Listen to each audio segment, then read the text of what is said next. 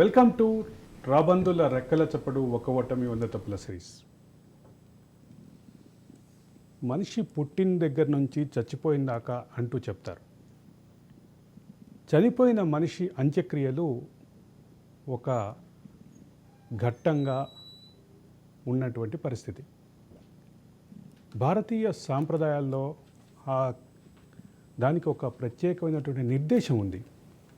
అన్ని కులాలకి కులవృత్తులు ఉన్నట్లే ఒక కులానికి ఉన్నటువంటి కులవృత్తి ఈ దహన క్రియలు నిర్వహించటం.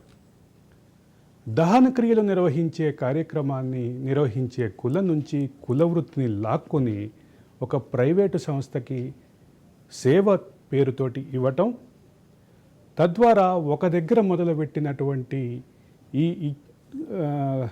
ఈ కార్యక్రమం మిగతా వాటికి కూడా, మిగతా శ్మశానాలకు కూడా కొనసాగటం, విస్తరించటం.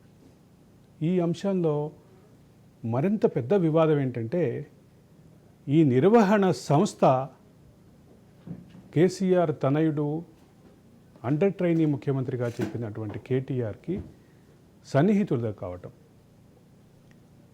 ఎస్, చివరికి శ్మశానాలను కూడా వదలని ఈ వివాదం, కేసీఆర్ పాలనలో ఉన్నటువంటి వివాదం, దీని అర్థం, దీనికి సంబంధించినటువంటి చర్చ విస్తృతపరిచి ఏ రకంగా కేసీఆర్ని దెబ్బతీసింది అనేది ఒక ప్రధాన అంశంగా చూడాలి.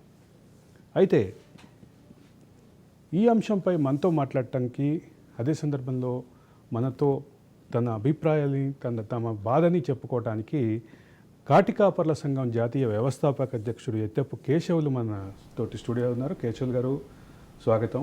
మీ అభిప్రాయాలు తెలియజేయడానికి వచ్చినందుకు. అట్లాగే వెంకటస్వామి గారు ఉన్నారు, కాటికాపర్ల సంఘం రాష్ట్ర నాయకుడు వెంకటస్వామి గారు ఉన్నారు. వెంకటస్వామి గారు నమస్కారం. యా, కేశవులు గారు నమస్తే సార్. యా, చెప్పండి, ప్రధానంగా సమస్య ఏంటి సార్? ప్రధాన సమస్య మా కులవృత్తి శ్మశానంలో పనిచేయడము. మేము కాటికాపర్లు అంటారు. అదేవిధంగా మా ఎస్సీ కులంలో మాల బ్యాగరి అని ఒక కులం సార్. ఇది మాల కులంలో ఒక వృత్తికి చెందిన వాళ్ళం. మా మాల కులంలో కూడా ఎన్నో వృత్తులు ఉంటాయి, కానీ శ్మశానంలో పనిచేసే మేము మాది మాలలో ఉపకులము బ్యాగరి సార్. బ్యాగరి అంటే శ్మశానంలో పనిచేయడం మా వృత్తి. అదేవిధంగా మా వంశము కాకుండా మా తరతరాలుగా మేము ఇదే వృత్తిలో పాల్గొంటూ, మాకు ఆ కాలంలో రాజులే కానీ పెద్దలే కానీ మాన్యం భూములు ఇస్తే ఎప్పుడో సంవత్సరానికి ఒకరు చనిపోయేవారు సార్. ఆ చనిపోతే మేము ఆ ఒక్క సంవత్సరంలో చేసే వాళ్ళకు మాకు వృత్తి సరిపోకపోతే మాకు అప్పుడు దొరల పాలనలో కానీ రాజుల పాలన మాన్యం భూములు ఇస్తే దాన్ని వ్యవసాయం చేసుకుంటూ ఇనాం భూములు బతికేవాళ్ళం సార్. అటువంటి భూములు కూడా కోల్పోవడం జరిగింది ఇప్పుడు మేము. అదేవిధంగా ఈరోజు ఈ శ్మశానంలో కూడా మాకు ఉద్యోగాలు లేవు సార్. ఇప్పుడు అది మీకు తెలియపరిచిందే. ఆల్రెడీ ఉద్యోగాల పేరిట అన్నీ ప్రైవేటీకరణ అయిపోతున్నాయి. అదేవిధంగా ఉద్యోగాలు లేక మేము మా దాంట్లో కూడా పీజీలు, డిగ్రీలు, మంచి మంచి చదువులు చదివితే కూడా ఉద్యోగాలు లేవు సార్. లాస్ట్ ఈసారి కేశవులు గారు నాకు చాలా క్లియర్గా కనిపించింది, మీ సంఘం ఏదైతే ఉందో సార్, మీ సంఘం బహిరంగంగా కేసీఆర్ని ఓడించాలని పిలిపించింది. అవును సార్. కేసీఆర్ని ఓడించాలని పిలిపించే క్రమంలో మీరు ప్రధానంగా ముందుకు తీసుకొచ్చిన అంశం, ఇందాక నాతో మీరు మాట్లాడుతున్నప్పుడు కూడా చెప్పినటువంటి అంశం ప్రధానంగా ఏంటంటే, మీకు సంబంధించిన శ్మశానాల నిర్వహణ ప్రైవేటు సంస్థలకు ఇవ్వటం అనేది మీ అభ్యంతరం కనుక చెప్పారు సార్. మాకేమైందంటే, ఈ హైదరాబాద్లో డెవలప్మెంట్ చేయాలని మేము కేసీఆర్ గారికి మేము ఫస్ట్ గెలిచినప్పుడు 5 సంవత్సరాల పీరియడ్ మేము మెమరాండం జరిగింది సార్. పాత సెక్రటరీ ఉన్నప్పుడు మా యొక్క అర్జీలకు ఏమి జవాబు లేదు సార్. మాకు ఒక 5 సంవత్సరాలు అటెండ్ చేసారు. మళ్ళీ నెక్స్ట్ చేస్తారేమో అని అనుకున్నాం సార్. నెక్స్ట్లో మళ్ళీ ఆయన రెండవసారి గెలిచిన తర్వాత మాకు ఒకటే జరిగింది సార్. అది డెవలప్మెంట్ పేరుతో ప్రైవేటీకరణ ఫిలెక్స్ కంపెనీ వాళ్లకు దారదత్తం చేయడం ఏ విధంగా జరిగింది సార్ అంటే, తెలంగాణ ఉద్యమంలో మా కేసీఆర్ గారు గెలిస్తే తెలంగాణ ఏర్పడితే మేము మేళ బ్యాగర్లమంతా బాగుపడతాము, మా పిల్లల చదువుకున్నారు కనుక ఉద్యోగాలు వస్తాయని ఆశతోని మేము తెలంగాణ ఉద్యమంలో పాల్గొంటూ సార్ మేము రైలు పట్టాలని ఆపినాం సార్. మహబూబ్ నగర్లో, నాది మహబూబ్ నగర్ సొంత ఊరు. దాని తర్వాత హైదరాబాద్లో కూడా మా కులవృత్తుల వాళ్ళుగా మనకు తెలంగాణ వస్తే మనకు ఉద్యోగాలు వస్తాయనుకుంటే మాకు ఉద్యోగాలు కాదు సార్. లాస్ట్కి వస్తే మా శ్మశాన వాటికలనే వీళ్ళు దారదత్తం చేసిండ్రు.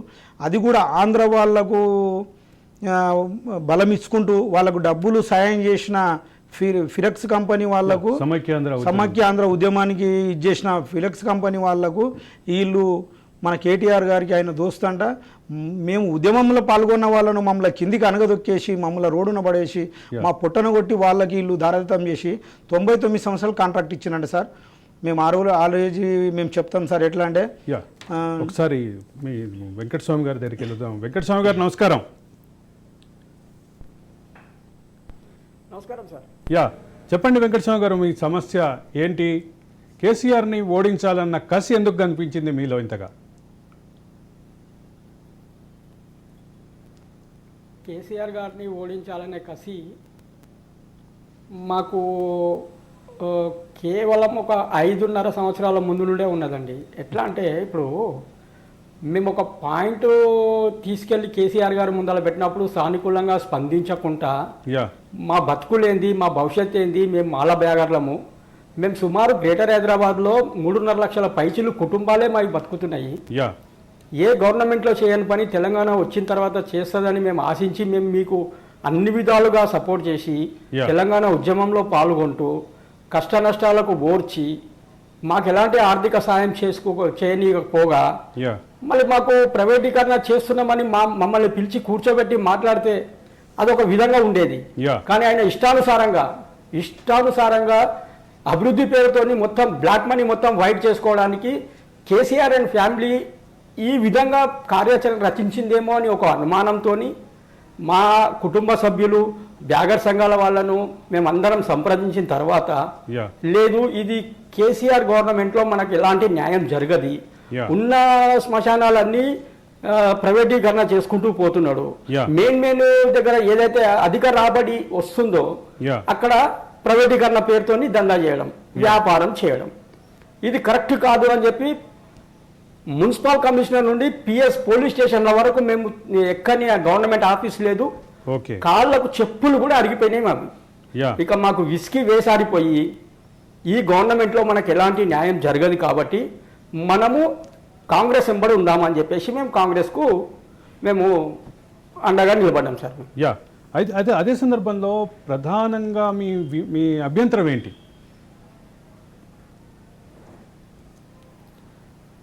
మా అభ్యంతరం ఏం కాదు సార్, ప్రైవేటీకరణ చేయొద్దు. మమ్మల్ని ఫస్ట్ ఆఫ్ ఆల్ మమ్మల్ని తెలంగాణ వచ్చిన తర్వాత గవర్నమెంట్ గుర్తిస్తుంది అని చెప్పి ఆ రోజు హామీ ఇచ్చిన కేసీఆర్ గారు ఈ రోజు అన్ని ప్రైవేటీకరణ చేస్తూ మా పుట్ట కొడుతున్నాడు. మా కనీస మా బతుకులు ఎంత అస్తవ్యస్తంగా తయారైనాయి అంటే మా తోటి కార్మికులయ్యి కాటి కాపర్లయ్యి మేము మా డిమాండ్ పెట్టి కేసీఆర్ గారిని ఏ రోజు కూడా మాకు ఇది కావాలని మేము అడగలేదు. మా బతుకులు మేము బతుకుతున్నాం కాబట్టి మా జోలికి రాకుండా మాకు అంతో ఇంతో మీరు డెవలప్మెంట్ చేసి ఇవ్వండి, మా బతుకులు మేము బతుకుతామని చెప్పి కూడా మేము వారికి విన్నవించినాము. తెలంగాణ పార్టీ ఆఫీస్లో లెటర్లు కూడా ఇచ్చొచ్చినాం. మేము ఇచ్చొచ్చిన తర్వాత కూడా మాకు ఎలాంటి పిలుపు రాలేదు, ఇష్టానుసారంగా ప్రైవేటీకరణ చేస్తూ పోయారు. ఈ సందర్భంలో మేము అదే సందర్భంలో ప్రైవేటీకరణ చేసే క్రమంలో వీటన్నిటినీ ఒకటే కంపెనీకి అంటగడుతున్నారు అనేది మీరు ఇచ్చిన రిప్రజెంటేషన్లో చూశాను నేను. దీన్ని ఎట్లా చూడాలి? 100%. అంటే ఆ కంపెనీకి ఉన్నటువంటి సంబంధాన్ని కూడా ప్రశ్నిస్తున్నటువంటి పరిస్థితి ఉంది. ఒక్క నిమిషం మీరు ఎట్లాగే లైన్లో ఉండండి. సురేంద్ర కుమార్ గారు జాయిన్ అయ్యారు మనతో పాటు, మీ సంఘం రాష్ట్ర నాయకులు. సురేంద్ర గారు నమస్కారం.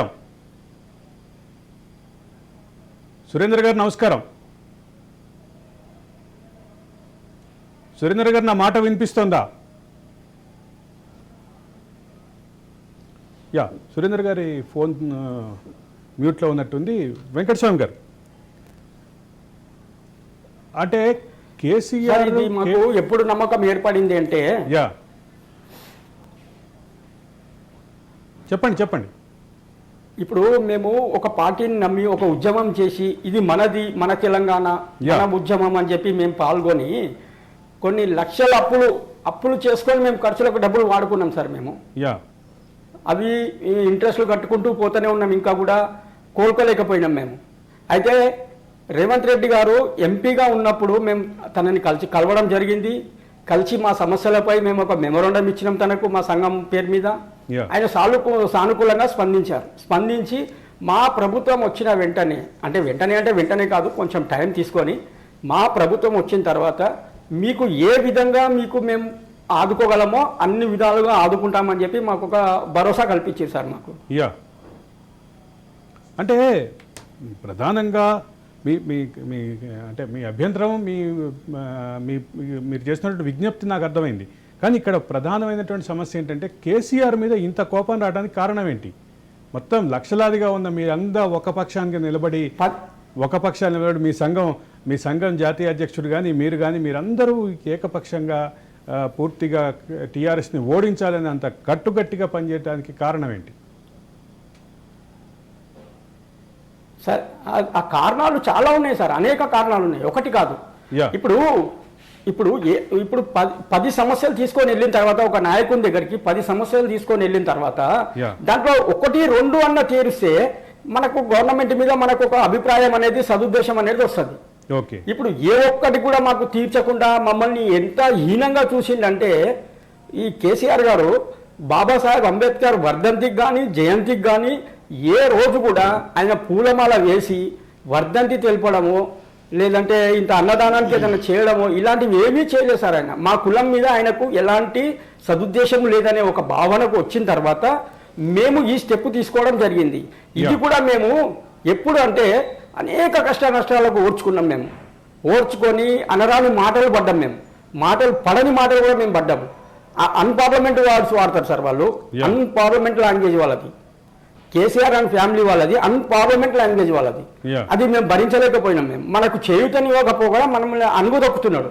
మమ్మల్ని అణగదొక్కే ధోరణి ఏదైతుందో మాకు స్పష్టంగా అర్థమైన తర్వాతనే మేము ఏం కార్యాచరణ చేయాలని చెప్పి మా సంఘంలో కూర్చొని చర్చించిన తర్వాత, ఇది జరగక ముందు సార్ ఒక చిన్న ఇన్సిడెంట్ చెప్తాను నేను మీకు. చెప్పండి. మేము 5 పుణ్య నదుల నుండి గంగాజలం తీసుకొచ్చి తెలంగాణ భవన్ కడప కడిగినాం సార్ మేము. ఇదే మా అధ్యక్షులు కేశవులు గారు గొంగడు వేసుకొని కాళ్లకు చెప్పులు లేకుండా పాదయాత్ర చేసుకుంటూ 5 పవిత్ర నదుల నుండి గంగాజలం తీసుకొచ్చి ఆయన కడప కడుగుతానన్నా తెలిసొస్తుందేమో అని చెప్పేసి ఆ విధంగా కూడా మేము ప్రయత్నాలు చేసినాం సార్. దానికి ఇంచుమించు మా స్తోమతకు సరిపోకుండా కానీ అప్పులు తీసుకొచ్చి మేము ఆ కార్యాచరణ చేసుకున్నాం. మేము ఎందుకు కనీసం మన బతుకులలో ఒక 5% అన్నా బాగుపడితే బాగుంటుంది కదా అని ఒక సదుద్దేశంతో తప్పితే ఇందులో మాకు సొంత లాభం గురించి చేసింది ఏదీ లేదు. ఇందులో మాలాంటి కాటికాపర్లు వృత్తి చేస్తూ వాళ్ళు ఎంత నష్టపోతున్నారు, వాళ్లకు చేయూత దొరకాలి ప్రభుత్వం నుండి. ప్రభుత్వం గుర్తించి వాళ్లకు ఏదో ఇంత సహాయం అందిస్తుందని చెప్పి ఆశపడ్డాం. కానీ ఇప్పుడు ప్రతి గవర్నమెంట్ కూడా వెనుకబడిన తరగతులను ముందుకు తీసుకొచ్చే వాళ్ళు రాజకీయం నడిపిస్తున్నారు తప్పితే ఉన్న వాళ్ళం మేము రాజకీయం చేస్తామని ఏ రాజకీయ నాయకుడు చెప్పడు. అందులో ఫస్ట్ ఆఫ్ ఆల్ ఈ కేసీఆర్ గవర్నమెంట్ అయితే అసలు చెప్పదు. ఏం చేసినా మేము వెనుకబడిన తరగతులు.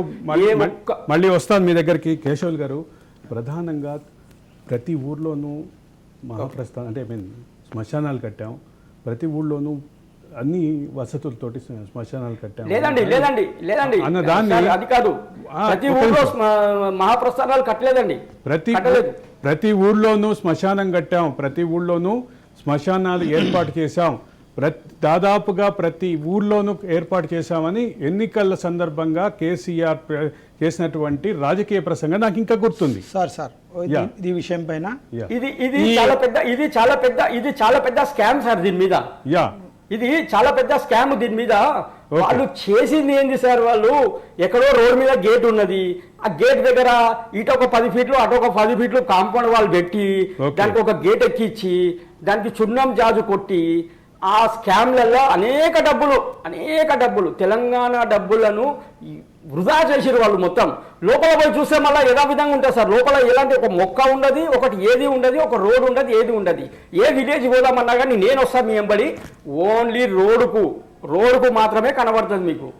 లోపల మళ్ళీ యథావిధిగానే ఉంటుంది. ప్రతి ఊళ్ళో స్వర్గధామాలు కట్టారనే దాన్ని మీరు అంగీకరించట్లేదు అయితే? లేదు సార్. సురేంద్ర కుమార్ గారు ఉన్నారు, కాట్కాపుర సంఘం, మీ సంఘం రాష్ట్ర నాయకులు. సురేంద్ర గారు నమస్కారం.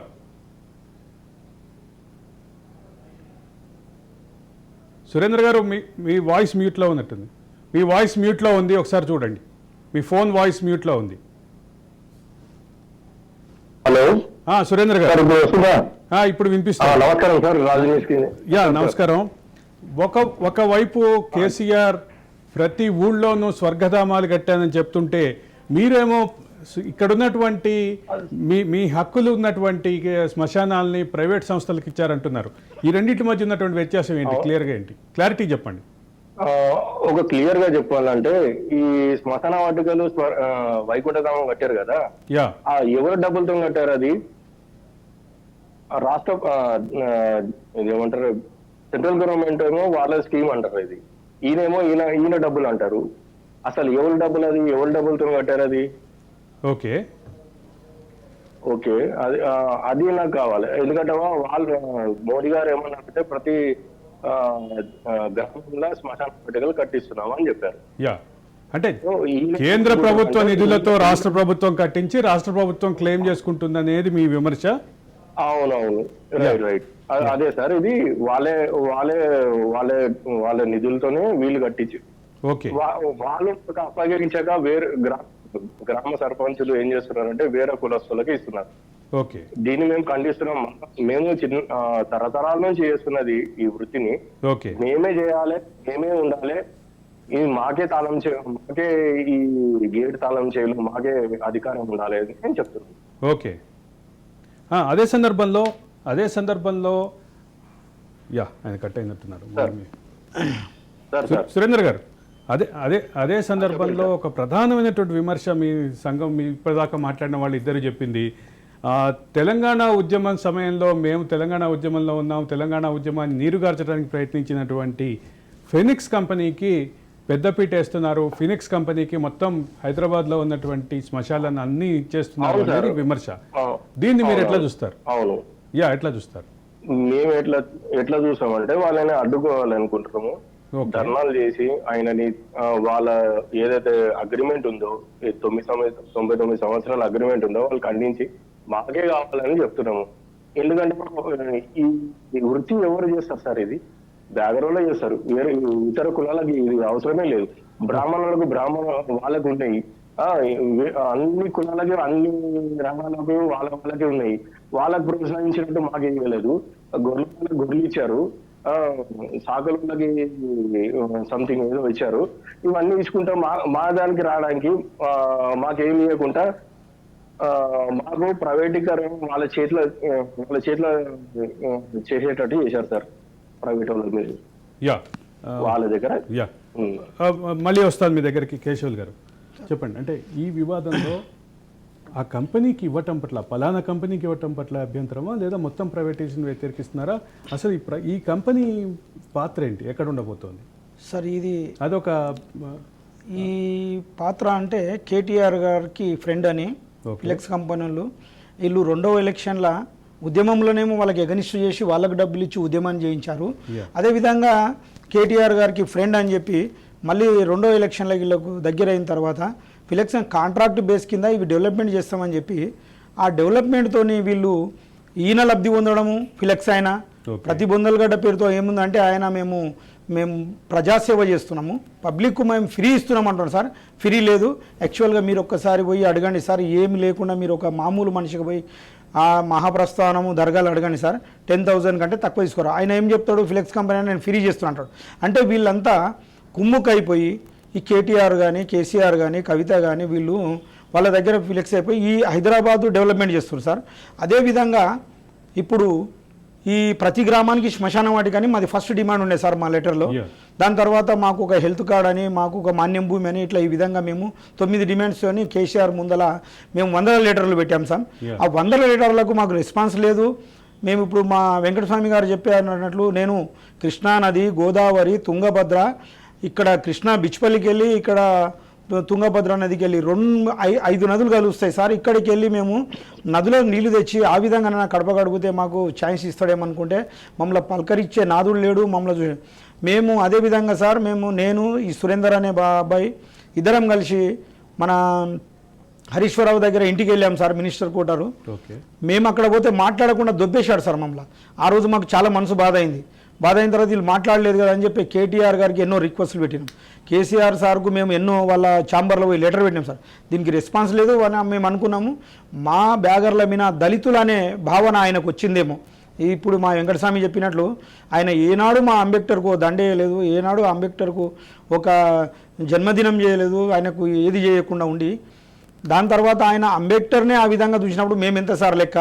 ఇంకోటి మేము ఏమన్నా ఉద్యమం చేస్తాము ఏమన్నా చేస్తామంటే వీళ్ళ ఎమ్మెల్యేలే మమ్మల్ని బెదిరియడం సార్. ఈరోజు ఉదాహరణకు సార్ హైటెక్ సిటీలో ఒక శ్మశాన వాటిక కట్టారు సార్. అది ఆ శ్మశాన వాటిక కట్టించింది మన ఎమ్మెల్యే గారు. ఇప్పుడు కూడా ప్రజెంట్ ఆయన అక్కడ ఉండడేమో సార్. ఆయన పేరు మరి నేను ఏ ఎమ్మెల్యే చెప్పండి. మనకు కుక్కడపల్లి ఎమ్మెల్యే సార్, మాధవరం కృష్ణారావు. ఆయన ఇంటికి వెళ్ళాం సార్. వెళ్ళి దండం పెట్టుకున్నాం సార్, మేము శ్మశాన వాటికలో పనిచేస్తాం సార్, మనం కరుణించండి సార్, శ్మశాన వాటికలు డెవలప్మెంట్ చేసి మాకు అప్పచెప్పండి. మీకు అప్పచెప్పాలని ఏముందా, మీకు ఇవ్వాలని ఏమని ఉందా అని గాంధీ గారు వీళ్ళు మమ్మల్ని ప్రశ్నించారు సార్. సార్ కులవృత్తి ఉంది, కులవృత్తి మీరెందుకు చేయాలంటే మేము అడిగినాం సార్. మరి అన్ని కులవృత్తులు తీసేస్తే మాకు కూడా తీసేయండి అని అడిగినాం సార్. మమ్మల్ని ఎవరు అడిగిన లేరు. ఇదే మన ఈ విధంగా మేము వీళ్ళకి ఏమంటున్నాం అంటే సార్, ప్రతి గ్రామంలో కూడా వీళ్ళు డెవలప్మెంట్ పేరు చేసిండ్రు. ఇప్పుడు ఇదే మా సురేందర్ అంటే సార్, ఇది ఫండ్ సెంట్రల్ గవర్నమెంట్ అని మాకు తెలిసింది సార్. 20 లక్షలు వస్తే వాళ్ళు చేసిన ప్రతి గ్రామంలో శ్మశాన వాటికలు ఓన్లీ 25% సార్. ఇప్పుడు కూడా మీరు ఎక్కడన్నా చూడొచ్చు. మీరు ఆ జిల్లాకు పోమంటే కూడా ఆ జిల్లాలు నేను చూపిస్తాను సార్. కొన్ని దగ్గర డెవలప్మెంట్ అంటే ఎట్లయినాయి సార్ అంటే 2 కాలువరాన్ని కట్టిండ్రు. కానీ ఒకటి విషయం గుర్తుపెట్టుకోవాలి, ఎలక్షన్ ప్రచారంలో చాలా కీలకంగా చెప్పింది, ప్రతి గ్రామానికి ఒక చెత్త ఎత్తడానికి ఒక ట్రాక్టర్ ఇచ్చినాం, ప్రతి గ్రామానికి ఒక వైకుంఠధామం కట్టినాం అని చెప్పారు అన్నారు కదా సార్. బాగుంది. మీరు ఇప్పుడు కూడా సెర్చ్ చేయొచ్చు సార్. ఇప్పుడు ఈ విధంగా కూడా మీ రాజ్ న్యూస్ ఏ జిల్లా ఉన్నా కూడా మేము అక్కడ మా కమిటీలు ఉన్నాయి, నేను తోలిస్తా సార్. ఎన్ని కట్టారు, ఒక్క మండలానికి ఎన్ని కట్టిండ్రు, అన్ని కట్టినామన్నారు కదా సార్. వాళ్ళు కట్టినవి కూడా కరెక్ట్ మన క్వాలిటీ లేదు సార్. అవి పడిపోవడమో లేకుంటే ఇంకా ఒక 5 సంవత్సరాలకు పడిపోతాయి. ఏ విధంగా ఉన్నాయి సార్ అంటే వాళ్ళు కట్టినవి గుట్టలకు ఊరుకు 5 కిలోమీటర్ దూరాన ఒక స్థలం మంచిగా లేదు, వాళ్ళు రాత్రిపూట ఒకవేళ చనిపోతే పోలేరు. ఇంకోటి వాగులల్లో చెర్లల్లో కట్టింది సార్, కొన్ని కూలిపోయినాయి. ఈ ఉదాహరణకు మీకు ఏం చెప్తున్నా సార్ అంటే తాండూరులో పెద్ద వాగు వస్తుంది సార్. తాండూరులో వాగు వస్తుంది, వాగు పక్కల కడితే పడిపోయింది సార్ అది. దాని తర్వాత ఇప్పుడు చెర్లల్లో కడితే నీళ్ళల్లో కడితే ఎట్లా పోతాం సార్ మేము. ఆ విధంగా ఉన్నాయి. ఇంకోటి కంపౌండ్ వాళ్ళు ఏం లేవు. అది 20 లక్షల టార్గెట్ మరి సెంట్రల్ గవర్నమెంట్ ఉంది, మరి వీళ్ళు కట్టింది 5 లక్షల ఫినిష్ చేసిండ్రు. దాని తర్వాత ఈ సర్పంచులే కాంట్రాక్టర్లు కనుక టీఆర్ఎస్ వాళ్ళు తీసుకొని అన్ని నాణ్యత లేని పని చేశారు సార్. ఈరోజు అవి కూడా సర్పంచులకే అప్పచెప్తున్నారు సార్. వాళ్ళే సర్పంచులు ఏం చేస్తున్నారు అంటే వాళ్ళ పంచాయతీ రాజులో పనిచేసే వాళ్ళకి అప్పచెప్పి చేపిస్తున్నారు, మాకు అప్పచెప్పలేదు సార్. మా ప్రథమ డిమాండ్ ఏంటంటే ఈ ప్రైవేటీకరణ కావద్దు, ప్రతి గ్రామంలో శ్మశాన వాటిక మాల బ్యాగర్లకి అప్పచెప్పాలి, మా కులవృత్తిని కోల్పోకుండా చేయాలని మేము రాజనీతి ద్వారా. ఈ ప్రైవేటీకరణ విషయంలో ఒక ప్రధానమైనటువంటి విమర్శ ఏముందంటే మేజర్గా ఇవన్నీ ఒక కంపెనీకే ఇచ్చారు. అవును సార్. ఆ ఒక కంపెనీ కూడా కేటీఆర్కి సన్నిహితుడు సార్. ఇది ప్రధానమైన ఇది ఈ కారణంగానే ఇచ్చారా, ఇంకా వేరే సేవా కార్యక్రమం వాళ్ళు ఫినిక్స్ ఫౌండేషన్ అని చెప్పి నడుపుతున్నారు సార్. ఫినిక్స్ ఫౌండేషన్ అన్నారు కదా సార్. మేము ఇక్కడ టీవీ ద్వారా మేము చెప్తున్నాం కదా, మరి ఆ ఫౌండేషన్ అయినా కూడా మీరు ఒకసారి పిలిపిస్తే మేము మాట్లాడతాం సార్. ఫౌండేషన్ ద్వారా 10,000 ఎందుకు తీసుకుంటాం సార్. ఇప్పుడు పోతే 10,000 అంటారు సార్. వాళ్ళు 10,000 కాదు సార్, వాళ్ళ ప్యాకేజ్ 25,000 ఉంది. ఒక్కసారి నాకు కూడా వచ్చింది, వస్తే మేము పంజాగుట్టను రెస్పాన్స్ చేసినాం సార్. పంజాగుట్ట వాళ్ళకి ఇవ్వకుండా నీట్గా ఉందని చెప్పి అక్కడ వాళ్ళు ఏదో నీట్నెస్ చూపిస్తూ ఆ వృత్తి కూడా మా వాళ్ళని పెట్టుకోకుండా ఇతర కులాలను పెట్టుకొని పని చేపిస్తున్నారు సార్. అడిగి పోతే వాళ్ళు 10,000 అంటారు, బిల్లు కరెక్ట్ ఇయ్యరు. అట్లా కూడా కొన్ని జరిగినాయి సార్. మీరు డైరెక్ట్ పోయి మీరు అడగొచ్చు సార్. ఈ రోజు కూడా మేము వెళ్ళినాం సార్, మా మీనికి దౌర్జన్యానికి దిగిన అక్కడ పనిచేసేవాళ్ళు వాళ్ళు మా కుల వృత్తి వాళ్ళు కాదు సార్. వాళ్ళు ఆడ ఈ విధంగా ఉంది. ఫిలెక్స్ కంపెనీ ఫస్ట్ మా సార్ మేము చెప్పేది ఒకటే, ఆయనకు దారాదత్తం చేసి ధర్మం చేయాలనుకుంటే చేసి మాకు అప్పచెప్పనివ్వండి సార్. వాళ్ళ సూపర్వైజరు వాళ్ళ లేబర్ ఉండొద్దు అక్కడ, మా కులానికి అప్పచెప్పాలని మేము మీటీ ద్వారా ఉన్న విన్నపం చేయాలి. ఏమంటారు వెంకటస్వామి గారు? సార్, ఇప్పుడు ఎత్తారపు కేశవులు గారు చెప్పింది 100కు 100% నేను ఏకీభవిస్తున్నాను సార్ నేను. ఓకే. అయితే దీంతో పాటు మేము లాస్ట్ ఇయర్ ఎలక్షన్ కన్నా ముందు ఒక 1 ఇయర్ ముందు కేటీఆర్ గారిని కలవడం జరిగింది సార్. ఆయన మా సొంత విలేజ్ అయిన గాజుల రామారం విలేజ్కి వచ్చిండు. ఓకే. వచ్చి ఆక్సిజన్ పార్క్ ఒకటి అక్కడ సందర్శించిండు. ఓకే. ఐటీ మినిస్టర్గా ఉన్నప్పుడు. ఓకే. అయితే తన దగ్గరికి పోయి ఒక మెమోరాండం ఇద్దాము, ఒక లెటర్ ద్వారా మా సమస్యలు తెలియపరచామని మేము దగ్గరికి పోతుంటే ఓకే వాళ్ళ గన్మెన్లు మమ్మల్ని దగ్గర పోనీయలే సార్ వాళ్ళు. ఓకే. గన్మెన్లు కూడా వాళ్ళు అంత దౌర్జన్యం ఎందుకో అర్థం కాలేదు. మళ్ళీ పబ్లిక్ కూడా ఎక్కువ ఏం లేరు, అదే ఒక 100-200 మంది పబ్లిక్ ఉండొచ్చు. ఓకే. నేను ఆల్రెడీ చెప్పిన తర్వాత కూడా వాళ్ళు పోకుంటే నేను వాళ్ళకు ఒకటే డెడ్లీ వార్నింగ్ ఇచ్చిన సార్ నేను. ఓకే. ఇప్పటి వరకు మీ పర్యటన సజావుగా జరిగింది. ఓకే. ఇప్పుడు నేను కేటీఆర్ గారితో మీట్ అయ్యి నా సమస్య చెప్పనీయకపోతే మీరు ఇక్కడ నుండి ఎలాంటి సందర్భంలో కూడా మీరు బయటపడలేరు. మేము ధర్నా కూర్చుంటాం ఇక్కడే. మా ధర్నా కార్యక్రమం ద్వారా మేము సమస్య చెప్పాల్సి వస్తుంది. లేదు అంటే నన్ను ఒక్కొన్ని వదలండి, నేను పోయి సార్కు మాట్లాడి మా సమస్య ఏదో చెప్తా అని చెప్తే ఆయన దగ్గర పిలుచుకొని నా దగ్గర ఉన్న లెటర్ తీసుకోవడం జరిగింది. వెంకటస్వామి గారు రెండు లైన్లు రాశారు. వెంకటస్వామి గారు ఈ అంశం ఏంటంటే గుర్తించండి. వెంకటస్వామి గారు ఈ అంశంపై మరింత చర్చలోకి వెళ్లే ముందు ఒక చిన్న విరామం తీసుకుందాం. మళ్ళీ మీతో పాటు కేశవులు గారు అండ్ సురేంద్ర గారితో కూడా చర్చ కొనసాగిద్దాం. వెల్కమ్ బ్యాక్ టు రాబందుల రెక్కల చప్పుడు ఒక ఓటమి ఉన్న తప్పుల సిరీస్. కేసీఆర్ పరాజయంలో వివిధ అంశాలను ప్రస్తావించే క్రమంలో, పరిశీలించే క్రమంలో వచ్చినటువంటి ఒక అంశం గురించి మాట్లాడుతున్నాం మనం. అనూహ్యంగా శ్మశానాల మీద ఆధారపడినటువంటి ఒక కులం, ఆ కుల వృత్తి, ఆ కుల వృత్తిని నాశనం చేయడానికి కేసీఆర్ ప్రయత్నించారంటూ ఆ కులానికి సంబంధించినటువంటి నాయకులు విమర్శ చేస్తున్నారు.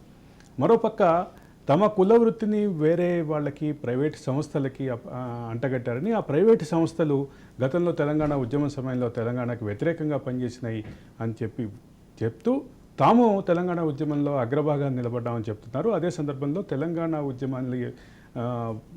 ఉద్యమ వ్యతిరేకులతోటి కేటీఆర్కు ఉన్నటువంటి మిత్రత్వం కారణంగానే, కేటీఆర్ వ్యక్తిగత మిత్రుడైన కారణంగానే ఆ ఫినిక్స్ సంస్థకి, ఫినిక్స్ ఫౌండేషన్కి ఇచ్చారు. ఒకటిచ్చి దాన్ని ఇప్పుడు పలు శ్మశానాలకి విస్తరించారు.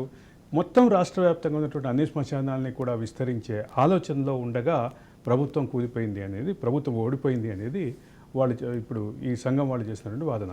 ఈ అంశంలోనే మనం నరేంద్ర గారితో, ఈ సంఘం రాష్ట్ర నాయకులు వెంకటస్వామి గారితో మాట్లాడుతున్నాం. వెంకటస్వామి గారు చెప్పండి, కేటీఆర్ గారికి ఏదో వినతి పత్రానికి సంబంధించిన విషయం చెప్తున్నారు మీరు. ఈ ఫినిక్స్ కంపెనీ అనేది సార్, ఇది మనకు ఎప్పుడు వెలుగులోకి వచ్చింది అనేది వాళ్ళు ఒకసారి వెనక్కి తిరిగి చూసుకోవాలి, కేటీఆర్ అండ్ బ్యాచ్ వాళ్ళు. ఇప్పుడు ఈ కల్వకుంట్ల ఫ్యామిలీకి తను అంత దగ్గర అయిన తర్వాతనే ఈ ఫినిక్స్ కంపెనీ అనేది వెలుగులోకి వచ్చింది. అంతకుముందు ఫినిక్స్ కంపెనీ అనేది అంత వెలుగులో లేదు, దానికి అంత ప్రాధాన్యత లేదు. ఆ సందర్భంగా మేము ఒకరోజు కేటీఆర్ను కలవడానికి వెళ్ళినప్పుడు మాకు తన ఆఫీసులోనే మాకు చాలా రకంగా అవమానాలు జరిగినాయి. జరిగినా కానీ అవసరం మనది అని చెప్పి మేము అక్కడ పలుమార్లు పోవడం జరిగింది. పోయినా కానీ మాకు ఎలాంటి ప్రాధాన్యత ఇవ్వకపోగా కనీసం మీ సమస్య ఏంది అని చెప్పి ఈ KTR and KCR family members ఎంత క్రూరంగా మమ్మల్ని హింసించారంటే, మమ్మల్ని గేట్ దగ్గర నిలబడితే కూడా అక్కడి నుండి కూడా పంపించేసారు వాళ్ళ సెక్యూరిటీ. ఇంత దౌర్జన్యం మా మీద ఎందుకు చేయాల్సి వచ్చింది? మరి మేము తెలంగాణ వాదులమే కదా, మేము తెలంగాణ బిడ్డలమే కదా, మాలో ఉన్న తెలంగాణ రక్తమే కదా. వాళ్ళకి అది కనబడలేదా ఉద్యమం సమయంలో? మేము చేయలేదని వాళ్ళు ప్రూవ్ చేయగలుగుతారా? ఈ వ్యత్యాసం మాకు కనబడిన తర్వాత మేము 100% కేసీఆర్ అండ్ ఫ్యామిలీని, పార్టీ సంగతి దేవుడు ఎరుగు సార్, పార్టీ ఎట్లా వచ్చిందో అట్నే పోయింది అది. ఎందుకంటే మాలాంటి వాళ్ళు అసలు గుర్తించలేకపోయారు. పేరుకే వెనుకబడిన తరగతులు. మేము ఎవరి గురించి చేస్తున్నాం? వెనుకబడిన తరగతుల గురించి చేస్తున్నాం. ఏం చేసిరు వెనుకబడిన తరగతులకు? ఒక్క కుటుంబం బాగుపడ్డదేమో చూపించమని చెప్పండి సార్. వెనుకబడిన తరగతులు ఒక్క కుటుంబం ఎలక్షన్ రాగానే వాళ్ళకు గుర్తుకొస్తుంది, ₹1,00,000 ఇస్తాము ఈ కులానికి అని చెప్పి.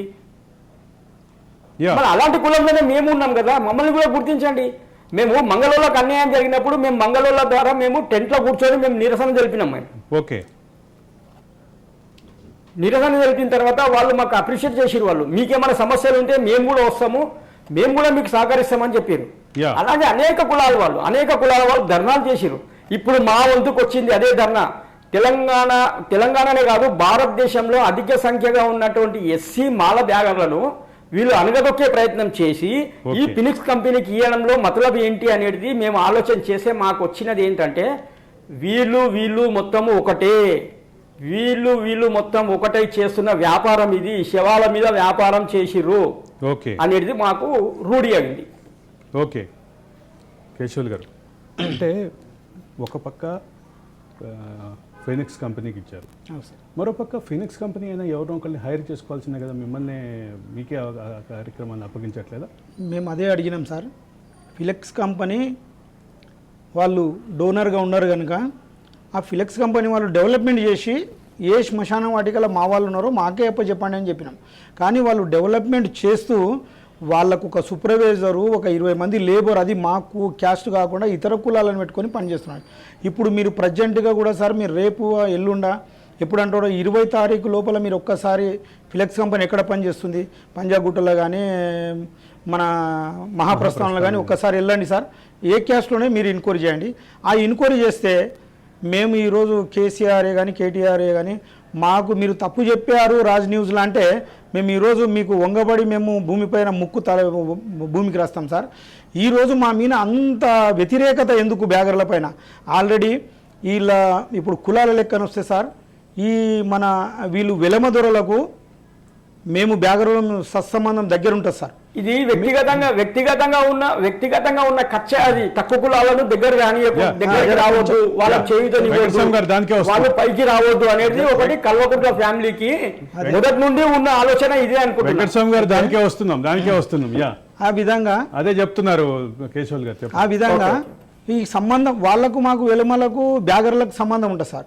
ఎక్కడనే గారు వెలుమలు ఉన్న దగ్గర బ్యాగర్లు ఉంటే వాళ్ళ ఇంట్లో ఒక పెండ్లి అయితే వాళ్ళకి ఆచారం ఉంది.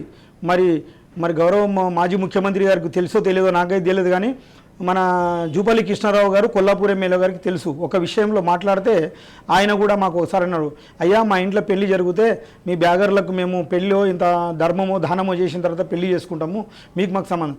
అదేవిధంగా వీళ్ళకు మరి తండ్రి కొడుకులకు తెలుసో తెలియదు సార్, మేము ఒక్కసారి మేము శపించినామనుకో, ఈ బ్యాగర్లు శపిస్తే జరగంది లేదు సార్. మా దగ్గర పరమశివుడే శ్మశానంలో పనిచేశాడు సార్. మేము ఆ వృత్తికి చెందిన వాళ్ళం, మేము ఆయనను పూజిస్తాం, ఆయన మా దేవుని లెక్క. శ్మశానంలో మేము పనిచేసేది సార్. మేము ఎక్కడ ఎండ అనకుండా మాకు ఒక టెంటు లేకుంటుంది, ఎండలో దొగుతాము, గుట్టల్లో దొగుతాము. మరి మేము మంటకు కూడా ఓర్చి వర్షం వస్తే కూడా వర్షంలో పనిచేస్తే మాకు ఎవరు టెంట్ అయ్యారు సార్. ఇంత మేము కష్టాలకు ఓర్చి పనిచేసే బ్యాగర్లనే వాళ్ళు మమ్మల్ని నిందిస్తే మా కష్టమన్నా చూడాలి సార్. మీరు ఏదో శవాన్ని తెస్తారు, నీడకు తెచ్చి పెడతారు, మేము ఎండల్లో తోగి ఉదయం వెళ్ళినామంటే సాయంకాలం మీరు వస్తే అంతవరకు మేము తిండి లేకుండా ఉంటాము. మా పరిస్థితి ఎంత ఘోరంగా ఉంటుంది ఆల్రెడీ అందరికీ తెలుసు సార్, మీకు కూడా తెలుసు. మేము 5 గంటల వరకు శవాన్ని పూడ్చేంత వరకు అక్కడనే ఉండవలసి వస్తుంది. ఉదయం వెళ్తే మాకు టిఫిన్ లేదు, నీళ్లు లేవు, ఏం లేకుంటాయి. అడవిలలో విలేజ్లలో అయితే చాలా పూర్ సార్ మేము. అదేవిధంగా మేము మొన్న శంషాబాద్లో మాది ఒక బహిరంగ సభ చిన్నది పెట్టుకున్నాం సార్ ఎలక్షన్ ముందల. మేము ఎలక్షన్ ముందల ఈ బహిరంగ సభ పెట్టి ఆయనకు తెలియపరుస్తామంటే 2వ రోజే మనకు ఎలక్షన్ కోడ్ వచ్చింది సార్. ఇక మాకు కోడ్ వచ్చింది వీళ్ళకి తెలియలేదు. కానీ మేము ప్రధానంగా ఈ ఫీనిక్స్ కంపెనీ విషయానికి వచ్చేసరికి రాష్ట్ర మంత్రులిద్దరికి, మాజీ మంత్రులిద్దరికి సన్నిహితమైనటువంటి కంపెనీగా చెప్తారు. ఇది ఒకటేమో కేటీఆర్, రెండోది మీ జిల్లాకే చెందిన మంత్రి, మా మాజీ మంత్రి వారు శ్రీనివాస్ గౌడ్ కూడా ఈ యాదవ్ గారు వీళ్ళకు దగ్గర సంబంధం. అదే మహబూబ్నగర్కు చెందినవాడిని నేను. మా శ్రీనివాస్ గౌడ్ అక్కడనే ఉంటారు సార్. మాకు అక్కడ శ్మశాన వాటికలు ఇతర కులామాయనకు మెయింటెనెన్స్ ఇచ్చింది సార్. ఆ మాజీ మంత్రి వారి తల్లిదండ్రి చచ్చిపోతే నాకు చెప్పకుండా ఆయన నాకు మంచి పరిచయస్తుడు, నేను అతనికి పని చేసలేను అని మా ఊర్లో నాకు పని చేయలేదని చెప్పి మా ఇంట్లో రేషన్ కార్డు లేదు సార్. మా ఇల్లు మీరు చూడు సార్, మాది పెంకులు ఇల్లు, మాకు డబుల్ బెడ్రూమ్ ఇల్లు రానివ్వలేదు. మా పిల్లలు మంచిగా చదువుకున్నారు సార్, మాకు ఉద్యోగాలు ఇవ్వలేదు. మంత్రి గారు కూడా మాకేం చేయలేదు. ఇప్పటికి కూడా మీరు ఉదాహరణకు సార్ మహబూబ్నగర్ మీ రాజనీస్ పంపండి, ఆ శ్మశాన వాటికో మంచిగా కట్టారు. ఆయన కట్టలేదని కాదు, మహబూబ్నగర్ డెవలప్మెంట్ చేసిండ్రు. కానీ మా తరఫున మాత్రం ఆయన ఏం కొట్టాడలేదు సార్ శ్రీనివాస్ గౌడ్ గారు. మా ఇంట్లో రేషన్ కార్డులే కట్ అయినాయి సార్. మా ఇంటికి ఒక రోడ్డు ఉంది సార్, 2 రోడ్లను కూడా కట్ చేసి ఆయన అక్కడ వ్యక్తిగతంగా కక్షలతోనే ఆయన కక్షతోనే సార్ మేము ఆయనకు పని చేయలేదు సార్. ఆయన ఒక్కరికి చేయలేదు. మేము టీఆర్ఎస్ తెలంగాణ ఉద్యమంలో పాపం ఈరోజు మాజీ కాదు సార్, ఆయన పార్టీలో ఉంటుండే తెలంగాణ. ఎప్పుడైతే ఉద్యమం స్టార్ట్ అయిందనో ఇబ్రాహీం అని షాద్ నగర్ సార్, ఆయన మమ్మల్ని తోలుకపోయి అన్న రాండి అని. మా పాప పెళ్ళి అయితే ఆయన మా ఇంటికి వచ్చి కలిసిపోయింది సార్. ఆ విధంగా ఇబ్రాహీం గారిని అడగండి, ఉద్యమం స్టార్ట్ చేసినాం మనం ఎలక్షన్ వచ్చినప్పుడు, మేము ఈయన వచ్చి నిలబడ్డప్పుడు కూడా ఇబ్రాహీంని కాదనే ఈ శ్రీనివాస్ గౌడ్కి ఇచ్చారు సార్. యాక్చువల్గా దానికి తోడు కష్టపడ్డది ఇబ్రాహీం సార్. ఇబ్రాహీం గారిని ఒకసారి మీరు లైన్లో ఉంటే పెట్టండి సార్, కేశవుల్ గారు ఎట్లా ఉంటుండే చెప్తాడు ఆయన. మేము ఈయన మాజీ మంత్రి వర్యులు వచ్చినప్పుడు మేము కూడా ఆయనకు మాకు మంచి పరిచయం, మంచి సంబంధాలు ఉన్నాయి, కానీ మాకేం హెల్ప్ చేయలేదు సార్ ఆయన. మా వృత్తిపరంగా కూడా మందికి అప్పచెప్పారు సార్. ఇప్పుడు కూడా మీరు ఒకవేళ శ్రీనివాస్ గౌడ్ గారు మీతో మాట్లాడితే అడగండి సార్, మహబూబ్ నగర్లో మీరు అయ్యప్ప కొండ పక్కల శ్మశాన వాటికని డెవలప్మెంట్ చేసింది ఎవరికి ఇచ్చారు సార్, బ్యాగర్లకి ఇచ్చారా ఎవరికి ఇచ్చారు, అది మేము పేరు చెప్పొద్దు సార్, మేము కూడా అంత దళితులమే, కానీ ఆయన మా కుల వృత్తి కాకుండా వేరే కులంకి అప్పచెప్పారు సార్. ఈ కుల వృత్తి కాకుండా వేరే కులంకి అప్పగించి వేరే కులం రెండు కులాల మధ్య పంచాయతీ పెట్టడానికి చేసింది, కానీ మేము కొట్లాడలేదు సార్ ఇప్పటికీ. ఇప్పుడు మేము మన రేవంత్ రెడ్డి గారి ద్వారా మరి కాంగ్రెస్ పార్టీని అర్జిస్తూ అన్నీ మాకు తీసేసి మా కుల వృత్తికి అప్పచెప్పాలని మేము మీ టీవీ ద్వారా ప్రభుత్వం, అదేవిధంగా మన ఉప ముఖ్యమంత్రి కూడా సార్ మొన్న వెళ్ళినాం సార్. ఆఫ్టర్ ఆల్ మన ఒక హరీశ్వరరావు గారు మంత్రి ఉండి మమ్మల్ని దొబ్బేసిండు, అది మాకు సాక్ష్యం సురేందర్ నేనే సార్. మేము లోపలికి వెళ్తే ఈ రోజు ఉప ముఖ్యమంత్రి గారు మేము వెళ్ళబోతే మాకు ఎంత విధంగా మాకు రెస్పాన్స్ ఇచ్చారు సార్ అంటే, ఉప ముఖ్యమంత్రి మీ సమస్యలు మేము తీరుస్తాం, మాట్లాడతాం, సీఎం టైం సార్, ఈ విధంగా మాట్లాడితేనే సంతోషపడుతున్నాం సార్. ఇదే కక్ష మీదనే ఓడగొట్టాలని మేము తెలంగాణ స్టేట్ లెవెల్ మేము బ్యాగర్లమంతా కాంగ్రెస్కు చేశాం సార్. వెంకటస్వామి గారు ఏదో చెప్తున్నారు మీరు ఇందాక, కేసీఆర్కి వ్యక్తిగత కక్ష ఉంది మీ కులం మీద ఏదో వ్యాఖ్య చేశారు. ఉన్న కాటి కాపాడులను చిన్న చూపు సార్. సార్ ఒక్క నిమిషం చెప్పండి.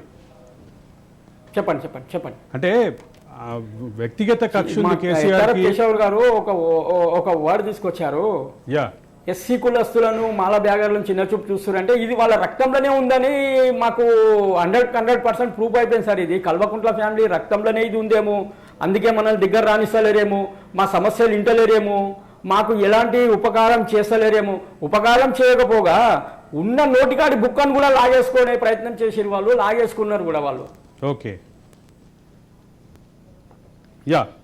సురేందర్ గారు మా యాడబుల్ నా మాట వినిపిస్తుందా? హలో, వినిపిస్తుంది సార్, చెప్పండి సురేందర్ గారు. మొత్తం మీద అంటే కేసీఆర్ పతనానికి, కేసీఆర్ పరాజయానికి అంత గట్టిగా ప్రయత్నించడానికి మీ సంఘం కారణాలు మీ దృష్టిలో ఏం కనిపిస్తున్నాయి? అతను మా సంఘానికి, మా కులానికి చాలా ద్రోహం చేశారు సార్. ఎందుకంటే ఇది తరతరాల నుంచి మేము చేసుకుంటూ వస్తున్నాము. ఇప్పుడు వాళ్ళ దృష్టిలో కనబడదు సార్, మేమేం చేస్తున్నాం, మా తరతరాల నుంచి ఏం చేస్తున్నాము, ఈ కులం మీద, ఈ వృత్తి మీదనే మేము జీవనాధారం. ఆయనకి చీమ కుట్టినట్టు కూడా మేము ఎన్నిసార్లు వినపత్రం వేసుకున్నాం కూడా, మాకు ఇది లేదు, మాకు అది లేదు అని చెప్పినా కూడా వాళ్ళకి సోయి శుద్ధి లేకుండా అయిపోయింది సార్. మాకు అయినా కానీ వాళ్ళు ఓడిపోయారు, మంచిగా అయింది, ప్రజలు బుద్ధి చెప్పారు. ఇప్పుడు ఏంటంటే మాకు కాంగ్రెస్ నుంచి మాకు న్యాయం కావాలని కోరుతున్నాం సార్. అదే సందర్భంలో అంటే ప్రైవేటు సంస్థలకు అప్పగించే క్రమంలో కేటీఆర్ అండ్ మరో మంత్రి వీళ్ళిద్దరికీ ఉన్నటువంటి వ్యక్తిగత సంబంధాలే కారణమా, ఇంకా వేరే కారణాలు ఏమైనా ఉన్నాయా? సార్ కేటీఆర్కి మరొక మంత్రికి ఉన్నటువంటి వ్యక్తిగత సంబంధాలతోటే ఫినిక్స్ కంపెనీకి ఇచ్చారా, వేరే కారణాలు ఏమైనా ఉన్నాయని మీరు భావిస్తున్నారా? లేదు, అదే కారణం సార్. వీళ్ళు కుమ్మకై వీళ్ళు కేటీఆర్ ఇంకా వాళ్ళ సన్నిహితులు ఫ్రెండ్స్ అనుకుంటారు, వాళ్ళు ఫ్రెండ్స్ వాళ్ళకి ఆయనకి అప్పచెప్పారు. తెలంగాణ ఉద్యమంలో వీళ్ళిద్దరూ ఆయన వ్యతిరేకంగా ఉంటే ఈ వ్యతిరేకంగా ఉన్న వాళ్ళకే వీళ్ళకి సపోర్ట్ చేశారు. ఇప్పుడేమో మాకు ఇట్లా చేస్తున్నారు సార్. కానీ మమ్మల్ని 10 సంవత్సరాలు. కానీ దీనికి అంటే ఇప్పటి వరకు ఎన్ని శ్మశానాలు ప్రైవేటైజ్ అయినాయి సార్? అది మేము చెప్తాం సార్. చెప్పండి. ఇప్పుడు ప్రైవేటు డెవలప్మెంట్ పేరుతోని ప్రైవేటీకరణ ఫిలెక్స్ వాళ్ళకు ఇప్పుడు దగ్గర మనకు ఒక 5 ఇచ్చారు సార్. ఓకే, దాంట్లో మరియు డెవలప్మెంట్తోని సగం డెవలప్మెంట్ అయ్యి మా వాళ్ళు కూడా కొన్ని మేము గొడవలు చేయడం వల్ల ఆగిపోయినాయి సార్. ఓకే, అట్లా వాళ్ళు డెవలప్మెంట్ అన్నారు కానీ ఇక్కడ 970-80 చిల్లర శ్మశానం అనుకుంటా సార్ గ్రేటర్ హైదరాబాద్లో. ఇన్ని శ్మశాన వాటికలో మా సురేందర్ గారు బండి వేసుకొని ఇద్దరు తిరిగారు సార్. ఇవన్నీ లిస్టు తీసాము. దీంట్లో 10% అంటే ఒక 10-12 డెవలప్మెంట్లో మళ్ళీ ప్రైవేటీకరణ జరిగాయి సార్. ఓకే. మిగతా ఏవి డెవలప్మెంట్ సార్ మేము ఉదాహరణకి ఇప్పుడు ఆల్రెడీ మన టీవీ వాళ్ళకి చూపించాము ఎంత ఘోరంగా అడవి చెట్లు ఉన్నాయో, ఒకసారి మీరు కూడా విజువల్లో చూడండి సార్. Yeah. ఆ డెవలప్మెంట్ అనేది ఏం చేయలేదు సార్. పల్లెటూర్లలో మాత్రం పేరుకు 1-2 శ్మశాన వాటికలు చేశారు. డెవలప్మెంట్ అంటే సార్ ఒకటి పంజాగుట్ట, ఒకటి మహాప్రస్థానం, ఒకటి మన ఇది మల్లాపురం, ఓకే. దాని తర్వాత మన బేగంపేట్ ప్రైవేటీకరణ సార్. Yeah. దాని తర్వాత మన హైటెక్ సిటీ ఇట్లా ఈ విధంగా కొన్ని పేర్లు ఉన్నాయి సార్. ఒక 10-15 మా దృష్టిలో ఉన్నాయి. అవి సగం డెవలప్మెంట్. అంటే లింగంపల్లి కూడా డెవలప్మెంట్ ఏంటంటే కంపౌండ్ వాల్ కట్టింది సార్, కలవడాన్ని కట్టి మా బాబుకి ఇచ్చారు. మొత్తం ఈ 970 శ్మశానాల్ని పూర్తిగా చేయలేదు సార్. ఫీనిక్స్ కి అప్పగించాలన్న ప్రతిపాదనలు ఉన్నది సార్ వాళ్ళకు ఉన్నాయి. ఆ దశలో మీరు అడ్డుకున్నారు. అది ఆ దశలో అడ్డుకున్నాము. ఇంకోటి కరెంటు మిషన్లు వేస్తున్నామని కూడా కొన్ని వేశారు, అవి ఆఫ్ చేసినాం సార్. మన హిందూ సాంప్రదాయం ప్రకారము మనం కట్టెలలో కాలవాలి సార్. కరెంటు మిషన్ తెస్తే మీకు మిషన్ మీద వేస్తే కూడా ఒక్కోసారి మిషన్లు కూడా కొన్ని పని చేస్తలేవు సార్. అట్లా కూడా మిషన్లు వేసి కూడా మన ప్రైవేట్ వాళ్ళకి ఇస్తే అడ్డుకొని గొడవలు జరిగినాయి. ఉదాహరణకు సార్ మీకు చెప్తాము, బోరబండ సార్. ఆ దానికి లొల్లిలో మా వెంకటస్వామి గారు, మా గ్రేటర్ ప్రెసిడెంట్, మా సురేందర్ గారు అని గొడవలు పెట్టుకుని ఈ విధంగా ప్రతి దానికి చూస్తే ప్రైవేట్కే అప్పచెప్తుంది సార్. ఈ విధంగా జరిగింది కనుక అడ్డుకున్నాము. 3వసారి వచ్చింటే కంప్లీట్గా మేము వాష్ అవుట్ అవుతుంది సార్. అందుకే మాకు కూడా ఒక కక్ష వేరుగా మేము వేరే వాళ్ళకి సపోర్ట్ చేశాం. అదేవిధంగా కుల వృత్తుల వారీగా సార్ మీరు ఉదాహరణకు చెప్తున్నాము, ఈ మీకు కుల పేరు చెప్పొద్దు సార్, ప్రతి ఒక్కరికి వాళ్ళు సాయం చేశారు సార్. మీ దృష్టిలో మాకు ఎప్పుడన్నా చేసిందా సార్ చెప్పండి. కానీ అదే సందర్భంలో ప్రతి కులంలోనూ అసంతృప్తి కనిపించింది, ప్రతి కులంలోనూ వ్యతిరేకత కనిపించింది సార్. ఈ ప్రతికూలంలో వ్యతిరేకత అంటే వీళ్ళు కొన్ని కారణాల వల్ల సార్. ఇప్పుడు ఉదాహరణకు ఇక అది మేము చెప్పాలనో లేదో అనుకుంటున్నాం, టీవీ ద్వారా చెప్తాం, మాకేం భయం లేదు. వీళ్ళు ఎక్కడ పోతే అక్కడ భూములు కబ్జాలు చేశారు సార్. ఓకే. మనకి ఏదో ఇది వచ్చిండు వాళ్ళు ధరణి అని. ధరణిలో వాళ్ళు భూములు ఏమైందంటే ఎక్కడెక్కడ చేయలేని పూర్వకాలం భూములు మనకు రిజిస్టర్ కానీ భూములను చూసుకున్నారు. ఈ భూములు జరుగుతూ మళ్ళీ కూడా మన హైదరాబాద్లోనే కానీ విలేజ్లలోనూ కానీ ఇవి ఎమ్మెల్యేలు వీళ్ళు ఇలా సర్పంచులు ఎక్కడ పోయినా ఇలా దౌర్జన్యాలే సార్. ఈరోజు ఈ దౌర్జన్యాలను చూసి కూడా ప్రజలు కూడా బుద్ధి చెప్పాలని వచ్చారు. దాంట్లో వాళ్ళకి మేము తోడైనాం సార్. మా పొట్టనేం కొట్టినంటే సార్ వీళ్ళు ప్రతి కులానికి అన్ని ఇచ్చారు సార్. చేపల వాళ్ళకి చేపలు ఇచ్చారు. భూముల కబ్జా ప్రస్తావన మీరే తీసుకొచ్చారు కాబట్టి శ్మశానాల కబ్జా కూడా జరిగింది సార్. అది ఎట్లా తెలంగాణ రాష్ట్రంలో శ్మశానాల కబ్జా పెద్ద ఎత్తున జరిగింది గత 9.5 సంవత్సరాల్లో అంటూ విమర్శలు ఉన్నాయి. ఉదాహరణకు సార్ పంజాగుట్ట సార్. పంజాగుట్ట శ్మశాన వాటిక 47 ఎకరాలు సార్. ఒక్కసారి మీరు కూడా రాజ్ న్యూస్ గారు వెళ్తే బాగుంటుంది. ఉదాహరణకు సార్ పంజాగుట్ట వెళ్తుంటే పంజాగుట్ట శ్మశాన వాటికలో ఉన్న రోడ్డు మొత్తం పంజాగుట్ట బొందలగడ్డ సార్. దాన్ని రోడ్డు తీసి అదే ఒక ఇతర కులాల శ్మశానాలు వాడికి పోతే వాళ్ళని పట్టుకొని తంతారు. ఈ వారు సీఎం ఉండని పిఎం ఉండని కూడా ఇడవరు సార్, ముస్లింలే కానీ క్రైస్తవులు కానీ. ఈరోజు మన హిందూ బొందలగడ్డలే కట్ చేశారు సార్. ఒక్కసారి మీరు చూడండి సార్, ముస్లింలే కానీ క్రైస్తవులే కానీ కటింగ్ చేయరు, మన హిందువులే చేస్తారు. ఈ పంజాగుట్టాల మొత్తం రోడ్డు వెడల్పు చేసి యాక్సిడెంట్ అయింది సార్. మీకు తెలుసు, ఒక ఫ్యామిలీ మొత్తం చనిపోయారు. అప్పుడు చూడండి సార్, ఇప్పటికి కూడా రైట్ సైడ్ కొంచెం బొందలగడ్డ మిగిలి ఉంటుంది, ఆ మధ్యలో రోడ్ అంతా శ్మశాన వాటికనే. ఇది దాని ముంగటిని ఒక బిల్డింగ్ ఉంటుంది సార్. మరి ఒకసారి సర్వే చేయించండి సార్ మీరు కూడా. ఆ బిల్డింగు అది మన కేసీఆర్ గారు గెలిచినప్పుడు ఫస్ట్ పీరియడ్లోనే వాళ్ళు ఆ బిల్డింగ్ కట్టడం మేము ఆపినాం సార్. మేము పోయి అది వాళ్ళు అక్కడ దారాదత్తం చేశారు సార్. కొన్ని దగ్గర ఇండ్లకు కూడా ప్రపోజ్ ఇచ్చారు. ఆక్యుపై చేసుకొని కట్టిన బిల్డింగ్ సార్ అది. అది బిల్డింగ్ కాదు, పెద్ద ఆఫీస్ కట్టుకున్నారు అది. ఓకే. ఈ విధంగా ఎక్కడ మా హిందువుల బొందలగడ్డలు ఉంటే కబ్జాలు చేయడం, మందికి ఇవ్వడం, వీళ్ళు అమ్ముకోవడం జరిగింది. ఈ శ్మశాన భూముల కబ్జా టీఆర్ఎస్ నాయకులు పలువురి మీద ప్రధానమైనటువంటి ఆరోపణలు ఉన్నాయి. అంటే ముత్తిరెడ్డి యాదగిరెడ్డి దగ్గర నుంచి మొదలు పెడితే చాలా మంది మీద శ్మశానాల కబ్జా ఆరోపణలు ఉన్నాయి. శ్మశానాలను ఒక పక్క అద్భుతంగా కట్టాం, అద్భుతంగా 99% ఉన్నాయి సార్. 99% ఉన్నాయి సార్. ఎమ్మెల్యే మీద ఎమ్మెల్సీల మీద 95% ఉన్నాయి సార్. వాళ్ళు అద్భుతంగా ఇది శ్మశానము అనేది వాళ్ళు చూడలేదు, ఇష్టానుసారంగా కబ్జాలు చేసుకుంటూ పోయారు వాళ్ళు. వెంకటస్వామి గారు, వైకుంఠధామాలు కట్టాం, కబర్స్థాన్లు కట్టాం, ముస్లిం మన క్రిస్టియన్ గ్రేవ్యార్డ్లు కట్టాం అని చెప్పి చాలా గొప్పగా చెప్పుకుంది గత ప్రభుత్వం. ఆచరణలో వేరుగా ఉందా సార్? వాళ్ళు చేసే కార్యక్రమం ఈ వైకుంఠ ఆచరణలో పెడుతూ దాని ఫండ్ ఎవరిది సార్? ఓకే. దాని ఫండ్ ఇచ్చింది కేంద్రము. ఓకే. కేంద్రం ఇచ్చిన బడ్జెట్కు మీకు ఏం సంబంధం ఉంటుంది? ఓకే. కేంద్రము సర్పంచ్ ద్వారా అది డెవలప్మెంట్ చేస్తుంది అది. ఓకే. యా సురేంద్ర గారు సురేంద్ర గారు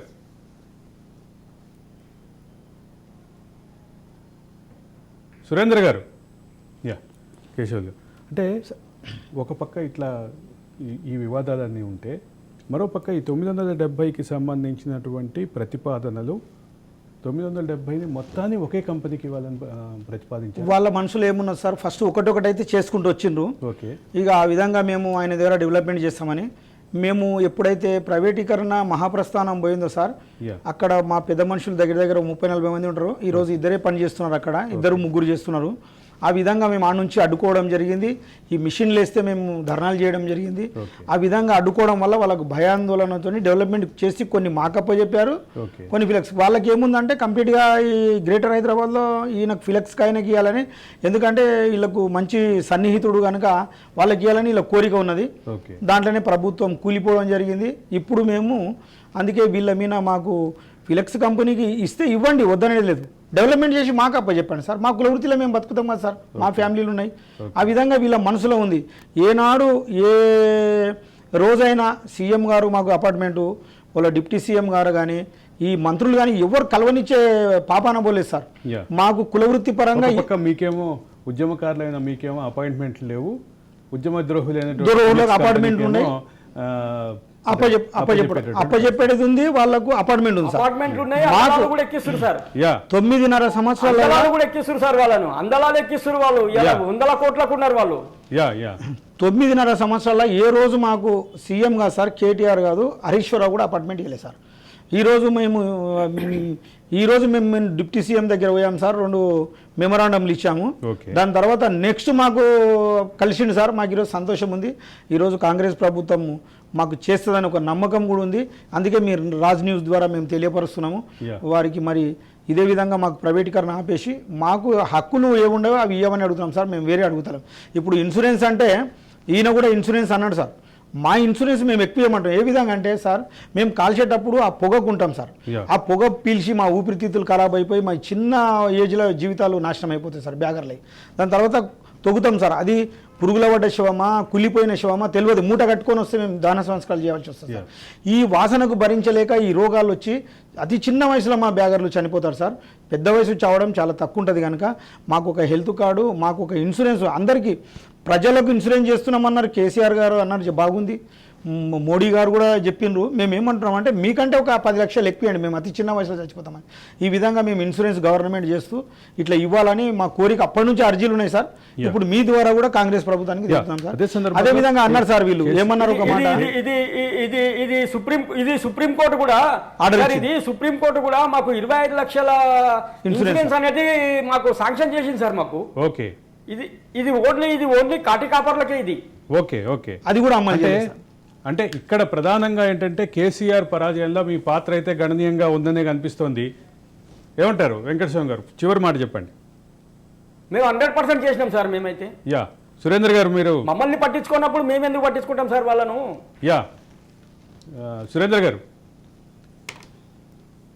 మొత్తం మీద మనిషి పుట్టిన దగ్గర నుంచి ప్రస్థానం ముగిసేది శ్మశానంలో. ఆ శ్మశానం నిర్వహించే అంటే ఈ కులస్తులు ఎవరైతే ఉన్నారో, కాటికాపర్ల కులస్తులు ఎవరైతే ఉన్నారో, కాటికాపర్లకు సంబంధించినటువంటి అసంతృప్తి, అసహనం ఇది. కేసీఆర్ తమకు ఉన్నటువంటి హక్కుని తమకి కాదని ఒక కంపెనీకి, కార్పొరేట్ కంపెనీకి ఇవ్వటం, ఆ కార్పొరేట్ కంపెనీ కేటీఆర్ సన్నిహితుడు కంపెనీ కావటం, కేటీఆర్ మరొక మంత్రి శ్రీనివాస్ గౌడ్కి సన్నిహితంగా ఉండే ఫినిక్స్ కంపెనీకి ఈ కాంట్రాక్ట్ మొత్తం కట్టబెట్టడం.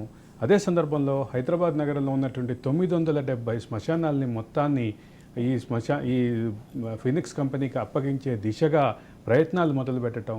ఆ నేపథ్యంలో మేల్కొన్నటువంటి కాటికాపర్ల సంఘం తమ సంఘం తరఫున విస్తృతంగా ప్రచారం చేసి కాంగ్రెస్ గెలుపుకి పనిచేశామని చెప్తున్నారు. కేసీఆర్ ఓటమిని కక్షగట్టి మరీ పనిచేసామంటున్నారు. కక్షగట్టి పనిచేశాము అని చెప్పుకోవటాన్ని వాళ్ళు గర్వంగా ఫీల్ అవుతున్నటువంటి పరిస్థితి. అంటే అంతగా వాళ్ళల్లో వ్యతిరేకత, అంతగా వాళ్ళల్లో అసహనం పేరుకోవటానికి ఖచ్చితంగా ప్రభుత్వ విధానాలే కారణమైతే, ఆ ప్రభుత్వ విధానాల్లో భాగమైనటువంటి ఫినిక్స్ కంపెనీకి అప్పగించినటువంటి శ్మశానాలు, ఆ శ్మశానాల తర్వాత అప్పగించిన తర్వాత జరిగినటువంటి పరిణామాలు ఎక్కడ వీళ్ళ పాత్ర లేకుండా, వీళ్ళ కులవృత్తి చేసుకునేటటువంటిది వీళ్ళ పాత్ర లేకుండా ఆ సంస్థలు నిర్వహించటం, అదే సందర్భంగా ఆ సంస్థలు ప్యాకేజీల పేరిట ఒక కొత్త విధానాన్ని, దహన క్రియకి ఒక కొత్త విధానాన్ని తీసుకొచ్చి ప్యాకేజీలో ఎక్కడ వీళ్ళ పాత్ర లేకుండా కంపెనీ అంటే ఆ నిర్వహిస్తున్నటువంటి కంపెనీయే ప్యాకేజ్ ఇవ్వటం, ఇవన్నిటి వివాదం నేపథ్యంలో వీళ్ళలో పెరిగినటువంటి అసంతృప్తి కేసీఆర్ పరాజయానికి వీళ్ళని పురికొల్పింది. వీళ్ళు మొత్తం విస్తృతంగా తెలంగాణ సమాజం అంతటా తిరిగి కేశవులు గారు కానీ, వెంకటస్వామి గారు కానీ, నరేందర్ కానీ వీళ్ళందరూ విస్తృతంగా తిరిగి మరీ కేసీఆర్ పరాజయానికి పనిచేసినటువంటి పరిస్థితి కనిపించింది. కేసీఆర్ పరాజయంలో, కేసీఆర్ ఓటమిలో, కేసీఆర్ పార్టీ ఓటమిలో 100 కారణాల్లో ఇది కూడా ఒక కారణంగానే భావించాలి. ఇది ఒక ఓటమి 100 తప్పులు సిరీస్లో 42వ భాగం. ధన్యవాదాలు వెంకటస్వామి గారు, ధన్యవాదాలు నరేందర్ గారు, ధన్యవాదాలు కేశవులు గారు. ధన్యవాదాలు సార్. ఇది 42వ ఎపిసోడ్. చూస్తూనే ఉండండి రాజ్ న్యూస్.